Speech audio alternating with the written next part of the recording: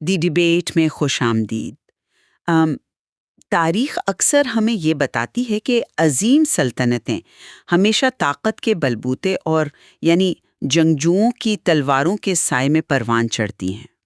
لیکن آج ہم ایک زیادہ گہرا اور خطرناک سوال اٹھا رہے ہیں۔ بالکل۔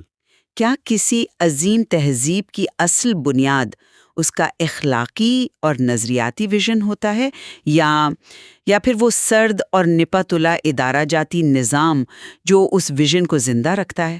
اور اسی سوال کی گہرائی میں جانے کے لیے آج ہم سلطنت عثمانیہ کے عروج کے تاریخی اور فکری جائزے کو اپنی بحث کا مرکز بنا رہے ہیں۔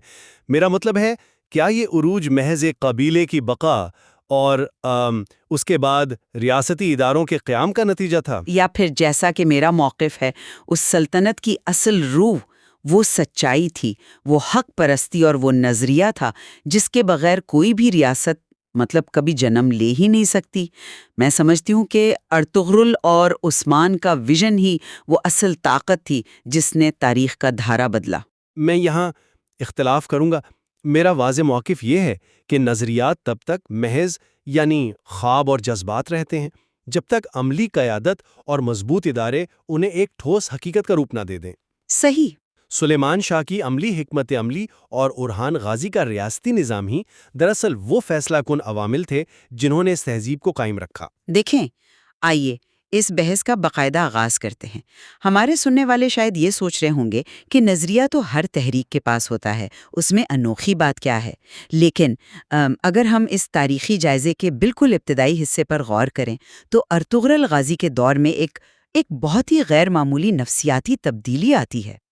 ایک ایسا قبیلہ جو دربدر ہے، جس کا اولین مقصد صرف اپنی جان بچانا اور پیٹ بھرنا ہو سکتا تھا، وہ اچانک ایک اعلیٰ اخلاقی مقصد اپنا لیتا ہے۔ وہ ہر جنگ کو محض طاقت کا نہیں بلکہ سچ اور جھوٹ کا مارکا سمجھنے لگتے ہیں۔ یہ وہ نقطہ ہے جہاں سے ایک ہجوم قوم بننا شروع ہوتا ہے۔ میں یہاں آپ کی بات کاٹ رہا ہوں، لیکن ذرا رکیے۔ جی، آپ نے کہا کہ وہ قبیلہ دربدر تھا اور ارطغرل نے انہیں نظریہ دیا، مگر آپ اس کڑی کو نظر انداز کر رہی ہیں جس نے اس قبیلے کو دربدر ہونے کے باوجود مکمل تباہی سے بچایا۔ میرا مطلب ہے، ہم سلیمان شاہ کو بھول رہے ہیں۔ اگر ہم تاریخی حقائق کا تجزیہ کریں تو اس وقت منگولوں کے حملوں کا طوفان برپا تھا۔ بالکل، منگولوں کی تباہ کاریاں تو عروج پر تھیں۔ جی ہاں۔ اور منگول محض کوئی روایتی فوج نہیں تھے، وہ ایک ایسی نفسیاتی دہشت تھے جو معاشروں کو اندر سے کھوکھلا کر دیتے تھے۔ جب انسان موت کے خوف میں مبتلا ہوتا ہے نا، تو اس کے اندر کی تمام اخلاقیات دم توڑ دیتی ہیں۔ صحیح بات ہے۔ نے کے بجائے دور اندیشی سے ہجرت کا راستہ چنا۔ میرا نقطہ یہ ہے کہ آپ قبرستانوں میں بیٹھ کر فلسفہ نہیں جھاڑ سکتے، بقا پہلے آتی ہے۔ سلیمان شاہ کا وہ عملی فیصلہ ہی اس پوری عمارت کی وہ بنیاد ہے جس کے بغیر کسی نظریے کا کوئی وجود نہیں ہوتا۔ میں آپ کی اس دلیل کی اس عملیت پسندی کا احترام کرتی ہوں، اور میں مانتی ہوں کہ بقا انتہائی اہم ہے، لیکن کیا محض زندہ رہنا کافی ہے؟ مطلب؟ ذرا سوچئے، اگر آپ کسی بحری جہاز کے ڈوبنے کے بعد ایک لکڑی کے تختے کے سہارے سمندر میں تیر رہے ہیں تو آپ زندہ تو ہیں، مگر آپ کی کوئی منزل نہیں ہے۔ منگولوں کے اس طوفان میں اور بھی 20 قبیلے بچ نکلے ہوں گے، انہوں نے بھی جانیں بچائی ہوں گی، ہجرت کی ہوگی، لیکن وہ قبیلے تاریخ کے گمشدہ اوراق میں کیوں دفن ہو گئے؟ کیونکہ ان کے پاس شاید اتنی منظم قیادت نہیں تھی۔ صرف قیادت کا مسئلہ نہیں تھا، ان کے پاس جینے کا کوئی مقصد نہیں تھا۔ وہ محض پناہ گزینوں کی ایک بھیڑ تھے۔ ارطغرل کی حق پرستی، کمزوروں کی حفاظت اور دیانتداری وہ بیج تھا جس نے اس بھیڑ کو ایک تہذیب کا خاکہ دیا۔ اگر ارطغرل وہ اخلاقی نظریہ نہ دیتے تو سلیمان شاہ کی بچائی ہوئی وہ نسل محض چند دہائیاں مزید جی کر ختم ہو جاتی۔ بقا آپ کو کل تک لے جا سکتی ہے، لیکن نظریہ آپ کو صدیوں تک زندہ رکھتا ہے۔ آپ کی یہ مثال کہ تختے پر تیرتا ہوا شخص منزل کے بغیر ہے بہت پرکشش ہے، مگر میں اسے ایک اور رخ سے دیکھتا ہوں۔ منزل کا تعین تبھی ہو سکتا ہے جب آپ کے پیروں تلے کوئی زمین ہو۔ اگر سلیمان شاہ وہ ڈھانچہ فراہم نہ کرتے تو ارطغرل کے پاس وہ پیروکار ہی نہ ہوتے جن کے دلوں میں وہ انصاف کی چنگاری جلا پاتے۔ چلیں ہم ارطغرل کے نظریے کو مان لیتے ہیں، لیکن ایک اور مرحلہ ہے جہاں میں سمجھتا ہوں کہ ویژن اور خواب سے زیادہ نظام کی اہمیت واضح ہوتی ہے۔ کیا ہم عثمان اور اورحان غازی کے ادوار کے تقابل کی طرف آ سکتے ہیں؟ بالکل آ سکتے ہیں۔ یہ وہ مرحلہ ہے جہاں قبیلہ ایک ریاست کا روپ دھارتا ہے، اور میرا ماننا ہے کہ یہ سب عثمان غازی کے اس خواب اور جرت کا نتیجہ تھا جس نے تاریخ بنائی۔ وہ ایک ایسے لیڈر تھے جنہوں نے محض سٹیٹس کو ماننے سے انکار کر دیا۔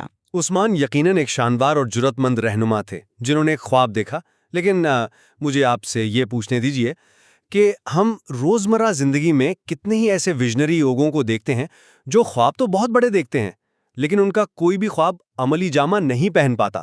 کیوں؟ ہاں، ایسا ہوتا ہے، لیکن کیونکہ خواب دیکھنا یا چنگاری لگانا ایک بات ہے، اور اس چنگاری کو ایک مستقل حرارت دینے والے چولہے میں بدلنا بالکل دوسری بات، اور یہ کام اورحان غازی نے کیا۔ تو آپ کا مطلب ہے کہ اورحان کا انتظامی کام عثمان کے نظریے سے زیادہ اہم تھا؟ میرا مطلب یہ ہے کہ جب تک آپ نظریے کو ایک سسٹم میں تبدیل نہیں کرتے، وہ نظریہ ایک خطرہ بن سکتا ہے۔ ذرا سوچئے کہ قبیلے کا انصاف کیسا ہوتا ہے۔ سردار ایک درخت کے نیچے بیٹھتا ہے، باتیں سنتا ہے اور فیصلے کر دیتا ہے۔ بالکل، وہ ایک شخصی نظام ہوتا ہے۔ جی، ارطغرل نے یہی کیا، عثمان نے یہی کیا۔ یہ قبائلی نظام اس وقت تک تو ٹھیک ہے جب آپ کے پاس چند ہزار لوگ ہوں، لیکن جب آپ ایک ریاست بن رہے ہیں، جب سرحدیں پھیل رہی ہیں، تو سردار ہر جگہ موجود نہیں ہو سکتا۔ اگر اورحان غازی عدلیہ کا باقاعدہ نظام قائم نہ کرتے، فوج کو منظم نہ کرتے، تو وہ سارا نظریہ اپنے ہی بوجھ تلے دب کر بکھر جاتا۔ یہ ایک بہت اہم وضاحت ہے کہ قبائلی اور ریاستی نظام کیسے مختلف ہوتے ہیں۔ بالکل، اور اورحان غازی نے طاقت کو افراد کے ہاتھوں سے نکال کر اداروں میں منتقل کیا۔ میں اگر اسے آج کی زبان میں سمجھانا چاہوں تو نظریہ اور خواب ایک سافٹ ویئر کی طرح ہیں اور ادارے اس کا ہارڈ ویئر ہے۔ سافٹ ویئر اور ہارڈ ویئر۔ جی ہاں، آپ کے پاس دنیا کا بہترین سافٹ ویئر کیوں نہ ہو، اگر آپ کا ہارڈ ویئر یعنی آپ کے ادارے کمزور ہیں تو وہ کبھی نہیں چلے گا، سسٹم کریش کر جائے گا۔ اورحان وہ انجینئر تھے جنہوں نے سلطنت کا ہارڈ ویئر تیار کیا۔ آپ کی یہ تشبیہ واقعی شاندار ہے اور یہ میکانزم کو بڑی خوبی سے واضح کرتی ہے، لیکن میں اسی تشبیہ کو استعمال کرتے ہوئے آپ کے موقف کو چیلنج کروں گی۔ جی، فرمائیے۔ آپ نے کہا کہ بہترین سافٹ ویئر برے ہارڈ ویئر پر نہیں چل سکتا۔ میں اس سے متفق ہوں، لیکن ذرا اس کے برعکس صورتحال پر غور کریں۔ اگر آپ کا ہارڈ ویئر، آپ کا انتظامی ڈھانچہ، آپ کی فوج اور آپ کی عدلیہ بہترین ہو جیسا کہ اورحان نے بنایا، لیکن اس میں چلنے والا سافٹ ویئر ہی کرپٹ ہو، تو کیا ہوگا؟ ظاہر ہے وہ نظام تباہی لائے گا۔ بالکل، اور یہی وہ نقطہ ہے جو میں ثابت کرنا چاہ رہی ہوں۔ تاریخ میں کتنی ہی جابر اور ظالم حکومتیں گزری ہیں جن کے پاس نہایت منظم فوجیں تھیں، جن کا ٹیکس کا نظام بہترین تھا، لیکن آج ہم انہیں عظیم تہذیبوں کے طور پر یاد نہیں کرتے۔ کیونکہ وہ ظالم تھی؟ ہاں، ہم انہیں انسانیت کے ماتھے پر کلنک سمجھتے ہیں۔ کیوں؟ کیونکہ ان کے پاس اورحان والا ہارڈ ویئر تو تھا، لیکن ان کے پاس ارطغرل والا سافٹ ویئر نہیں تھا۔ ان کے پاس وہ اخلاقی جواز، وہ حق پرستی کا جذبہ نہیں تھا۔ میں آپ کی بات سمجھ رہا ہوں۔ آپ یہ کہہ رہی ہیں کہ نظام کی اپنی کوئی اخلاقیات نہیں ہوتی۔ 100%۔ نظام ایک اندھی مشین ہے، عدلیہ ایک ڈھانچہ ہے، لیکن اس ڈھانچے میں انصاف کون سا ہوگا یہ نظریہ طے کرتا ہے۔ فوج مظلوم کی گردن کاٹے گی یا اسے ظالم سے بچائے گی، یہ اس نظریے پر منحصر ہے۔ اورحان کا بنایا ہوا نظام اس لیے صدیوں تک چل سکا کیونکہ اس کی روح میں ارطغرل اور عثمان کا بویا ہوا سچائی کا بیج موجود تھا۔ یہ واقعی ایک طاقتور جوابی استدلال ہے۔ آپ نے بڑی خوبصورتی سے بتایا ہے کہ ریاستی ادارے نظریاتی سمت کے بغیر کس طرح اندھی اور ظالم قوت بن سکتے ہیں۔ لیکن مجھے اس بحث کو اس جائزے کے آخری حصے کی طرف لانے دیں جہاں آج کے معاشرے کے لیے کچھ اصول اخذ کیے گئے ہیں۔ جی بالکل۔ ان میں قیادت کی حکمت، نظریے کی سچائی، عمل کی جرات اور نظام کا عدل شامل ہے۔ میں آپ سے پوچھنا چاہتا ہوں، اگر ہم انسانی تاریخ کو دیکھیں تو کیا وجہ ہے کہ بہت سی تحریکی انتہائی سچے نظریات اور جرات کے ساتھ شروع ہوتی ہیں مگر جلد ہی ناکام ہو کر بکھر جاتی ہیں۔ ہم اس کی وجہ یہ ہے کہ صرف نظریہ اور سچائی کافی نہیں ہے۔ اگر آپ دنیا کی پیچیدگیوں سے نمٹنا چاہتے ہیں تو آپ کو سلیمان شاہ جیسی سرد مہر حکمت کی ضرورت ہوتی ہے، آپ کو اورحان جیسی بیوروکریٹک بوریت اور نظم اور ضبط کی ضرورت ہوتی ہے۔ ویژنری لیڈرز اکثر نظام بنانے سے کتراتے ہیں۔ صحیح۔ میرا اصرار اس بات پر ہے کہ خالص نظریاتی تحریک کو ایک پائیدار سلطنت میں بدلنے کا اصل معجزہ وہ بورنگ اور تھکا دینے والا ادارہ جاتی عمل ہی ہے جسے اکثر نظر انداز کر دیا جاتا ہے۔ مجھے آپ کی اس بات سے شدید اختلاف ہے۔ آپ ادارہ سازی کو بہت زیادہ وزن دے رہے ہیں۔ میں تسلیم کرتی ہوں کہ اس کے بغیر نظریہ ایک جذبہ رہ جاتا ہے، لیکن آپ یہ کیوں بھول رہے ہیں کہ لوگ اداروں کے لیے جان نہیں دیتے؟ ہاں، یہ تو ہے۔ کوئی شخص کسی عدالتی دفتر کے لیے یا ٹیکس کے نظام کے لیے اپنی قربانی نہیں دیتا۔ عوام کی وفاداری اور ان کا جذبہ ہمیشہ اس نظریے کے ساتھ جڑا ہوتا ہے جو اس نظام کو چلاتا ہے۔ سلطنت عثمانیہ کی اصل طاقت یہ نہیں تھی کہ ان کا انتظامی ڈھانچہ دوسروں سے بہت مختلف تھا، ان کی اصل طاقت وہ کشش تھی جو ان کے نظریے میں تھی۔ تو آپ کے خیال میں وہ کشش کیا تھی جس نے انہیں ممتاز کیا؟ وہ کشش یہ تھی کہ جب انہوں نے نئے علاقے فتح کیے تو لوگوں نے دیکھا کہ یہ صرف ایک نیا حکمران نہیں آیا جو ٹیکس لے گا، بلکہ یہ وہ لوگ ہیں جو ایک اخلاقی مقصد رکھتے ہیں۔ ارطغرل کا وہ سچائی کا پیغام اور عثمان کا وہ خواب، وہ مغناطیس تھا جس نے قوموں کو جوڑا۔ اگر وہ صرف اورحان کے بہترین نظام تک محدود ہوتے تو وہ دنیا کی عظیم ترین تہذیبوں میں سے ایک کبھی نہ بن پاتے۔ آپ کی اس بات میں وزن ہے کہ بیانیہ اور نظریہ ہی انسانوں کو جوڑنے والا وہ گوند ہے جو نظام کو چلنے کے قابل بناتا ہے، لیکن شاید ہم اس بحث کے اس مقام پر پہنچ رہے ہیں جہاں ہمیں اس ساری تاریخ کی اصل پیچیدگی کو تسلیم کرنا پڑے گا۔ آپ روح اور جواز کی بات کر رہی ہیں اور میں اس ڈھانچے کی بات کر رہا ہوں جو اس روح کو فعال رکھتا ہے۔ بالکل، یہ کوئی بلیک اینڈ وائٹ مسئلہ نہیں ہے۔ اگر ہم سلیمان شاہ کے اس عملی اتحاد کو نکال دیں تو وہ قبیلہ منگولوں کے طوفان میں ریت کی طرح اڑ جاتا، اور اگر ہم اورحان کے قائم کردہ نظام کو منہا کر دیں تو عثمان کا وہ خواب محض چند دہائیوں کا ایک قبائلی ابال ثابت ہوتا۔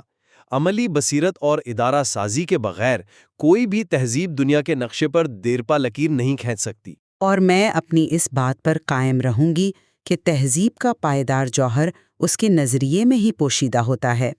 ریاستی نظام، قوانین، یہ تو وقت کے ساتھ بدلتے اور اپ ڈیٹ ہوتے رہتے ہیں۔ ایک درخت کی مثال ہی لے لیں۔